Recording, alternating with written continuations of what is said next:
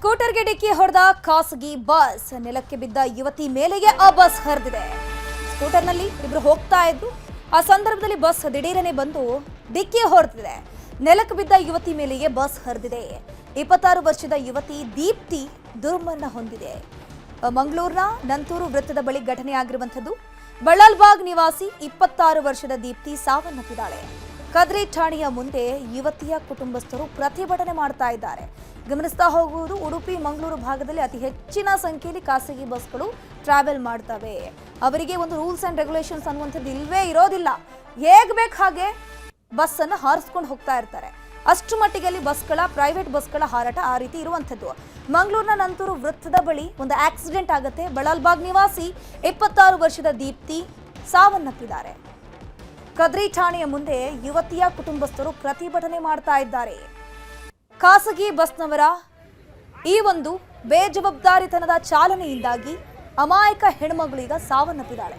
ದೃಶ್ಯದಲ್ಲಿ ನೋಡ್ತಾ ಇದ್ದೀರಾ, 26 ವರ್ಷದ ದೀಪ್ತಿ ಸಾವನ್ನಪ್ಪಿರುವಂತಹ ಯುವತಿಯ ಫೋಟೋ. ಅದರ ಜೊತೆಗೆ ಆ ಒಂದು ಬಸ್ ಏನಿದೆ, ಶ್ರೀ ಗಣೇಶ್ ಬಸ್, ಇದು ಬಂದು ಡಿಕ್ಕಿ ಹೊಡೆದಿರೋದು. 2 ವೀಲರ್ನಲ್ಲಿ ಹೋಗ್ತಾ ಇರ್ತಾರೆ ಇಬ್ರು. ಅದರ ಸಂದರ್ಭದಲ್ಲಿ ಒಬ್ರು ರಸ್ತೆಯ ಒಂದು ಪಕ್ಕಕ್ಕೆ ಬಿದ್ದರೆ ಇನ್ನೊಬ್ರು ಇನ್ನೊಂದು ಪಕ್ಕಕ್ಕೆ ಬಿದ್ದಿರ್ತಾರೆ. ಆ ದೀಪ್ತಿಯ ಮೇಲೆಯೇ ಬಸ್ ಹರಿದಿರುವಂಥದ್ದು. ಆಕೆಯ ಕುಟುಂಬಸ್ಥರು, ಸಂಬಂಧಿಕರು ಎಲ್ಲರೂ ಕೂಡ ಜಮಾಯಿಸಿ ಈಗ ಪ್ರತಿಭಟನೆ ಮಾಡ್ತಿದ್ದಾರೆ. ಪ್ರಧಾನಿ ಮೋದಿ ಮೇಲೆ ದಾಳಿ ಮಾಡುವ ಪ್ರಯತ್ನ ಆಗಿತ್ತಾ? ಹಾಗಾದ್ರೆ ಕಾಂಗ್ರೆಸ್ನ ಸಂಸದರ ದಾಳಿ ಸುಳಿವು ಸ್ಪೀಕರ್ಗೆ ಸಿಕ್ಕಿತಾ? ಪ್ರಧಾನಿ ನರೇಂದ್ರ ಮೋದಿ ಮೇಲೆಯೇ ದಾಳಿ ಮಾಡೋಕೆ ಯತ್ನ ಆಗಿದೆ ಅನ್ನುವಂತಹ ಮಾಹಿತಿ.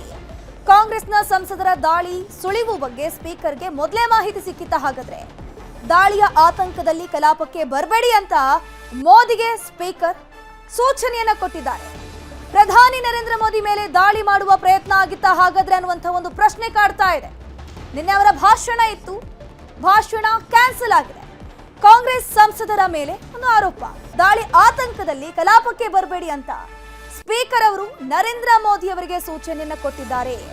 ಎಲ್ಲ ಆಂಗಲ್ನಲ್ಲೂ ಕೂಡ ಪ್ರಧಾನಿ ಮೋದಿ ಅವರ ರಕ್ಷಣೆ ಕೂಡ ಬಹಳ ಮುಖ್ಯ. ಹಾಗಾಗಿ ಕಾಂಗ್ರೆಸ್ ಸಂಸದರ ದಾಳಿ ಆಗಬಹುದು ಅನ್ನುವಂಥ ನಿಟ್ಟಿನಲ್ಲಿ ಸ್ಪೀಕರ್ಗೆ ಸುಳಿವು ಸಿಕ್ಕಿತ್ತು ಅನ್ನುವಂಥ ಮಾಹಿತಿ ಸಿಗ್ತಾ ಇದೆ. ಹೀಗಾಗಿ ಅವರನ್ನ ಬರಬೇಡಿ, ನೀವು ಲೋಕಸಭೆಗೆ ಬರಬೇಡಿ ಅಂತ ಸ್ಪೀಕರೇ ಹೇಳಿದ್ದಾರೆ. ನಿನ್ನೆ ಲೋಕಸಭೆಯ ಕಲಾಪಕ್ಕೆ ಪ್ರಧಾನಿ ನರೇಂದ್ರ ಮೋದಿ ಅವರು ಗೈರಾಗಿರ್ತಾರೆ. ಭಾಷಣ ಮಾಡಬೇಕಿತ್ತು, ಆ ಭಾಷಣವನ್ನು ಕೂಡ ಪೋಸ್ಟ್ಪೋನ್ ಮಾಡಿದ್ದಾರೆ. सम्माननीय महामहिम राष्ट्रपति के अभिभाषण पर जवाब देना था, तो मेरे पास पुख्ता ऐसी जानकारी आई कि कांग्रेस पार्टी के कई सदस्य माननीय प्रधानमंत्री जी के आसन पर पहुंचकर कोई भी अप्रत्याशित घटना कर सकते थे। ये दृश्य मैंने सदन में देखा भी सही।